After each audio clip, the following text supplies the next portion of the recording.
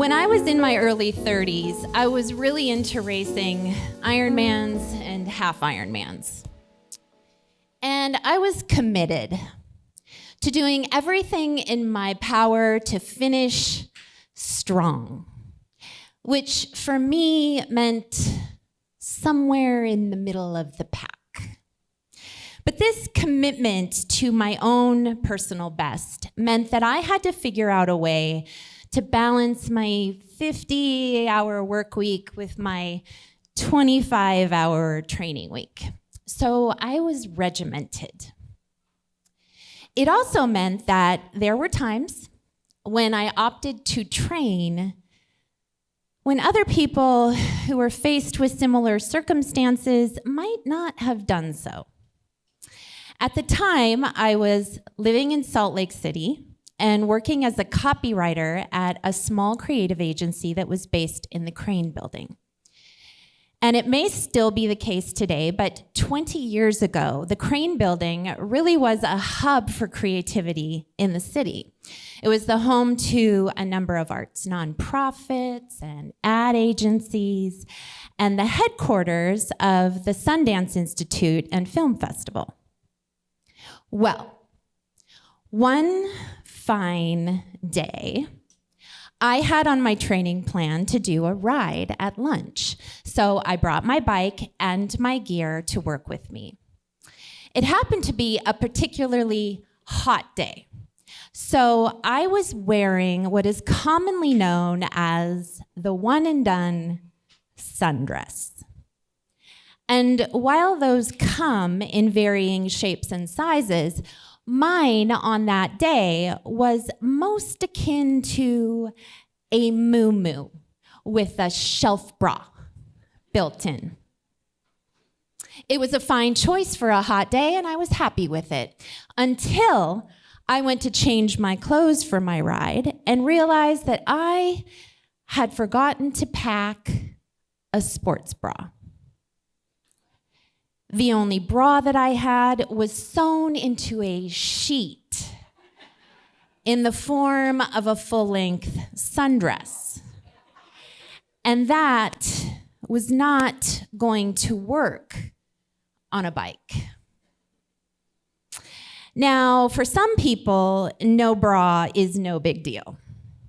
But for me, who is 32 double D, that could qualify as a deal breaker, especially considering the shirt that I brought to wear that day, that particularly hot day, which was a very lightweight, breathable, semi-transparent, pale yellow tank top. But I was not going to miss that ride because, like I said, I was committed, and not just to finishing in the lower middle of the pack, and not the middle. No, if I trained perfectly and I went out there and had the race of my life, I could possibly break the top third. So let me break this down for you. In a race of 1,500 people, if I went out there and nailed it, I could come in 499th. I was not going to miss that ride. So I had to work the problem. Well, I had a triathlon bike, and a tri-bike has an aerodynamic frame. And when you're on the bike, you are essentially in this position. So, okay, I thought, if I just scooch forward in the saddle and scooch my arms back as far as they go in the arm pads, I could use my arms as scaffolding. to hold myself together. This, in my thinking, would leave me vulnerable and exposed in 3 situations. One was walking through the office, but we were a pretty small agency and it was a gorgeous day, and I thought, we're pretty much gonna clear out for at least 45 minutes. I wasn't too worried about it. 2 was the elevator. 3 was every stoplight in the city. But I thought, who's really paying attention anyway? And my scaffolding plan is legit. So I can just wait for the light to change. I had this. I made it through the office without incident. I got to the elevator. I pressed the button. Bing! The doors opened. And who should be standing there but the founder of Sundance, Hollywood legend and luminary, Robert Redford.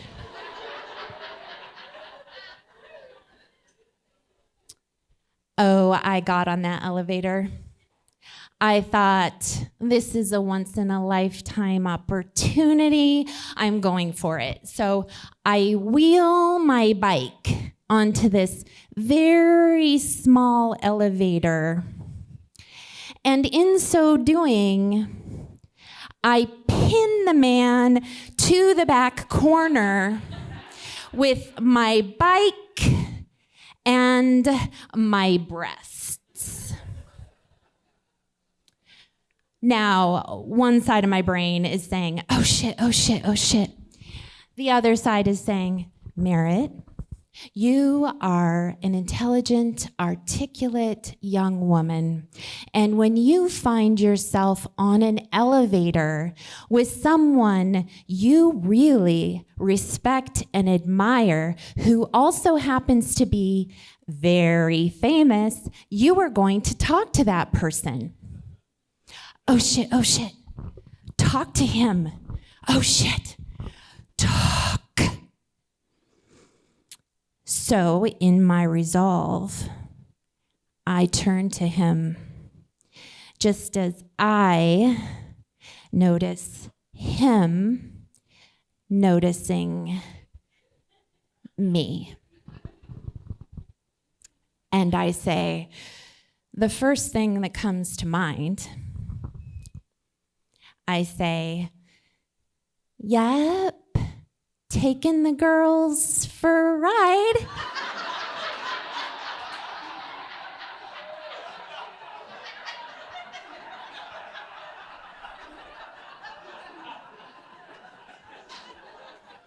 That's what I say.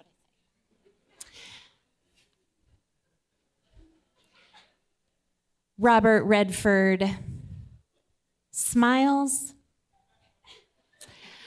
But Robert Redford says nothing. Bing! The doors open. I take my bike. I exit the elevator. I walk briskly through the lobby, through the front doors, down the steps, into the parking lot, and I get on that bike as fast as humanly possible, and I ride off. Braless like the wind. Into the heat waves of the Salt Lake City summer.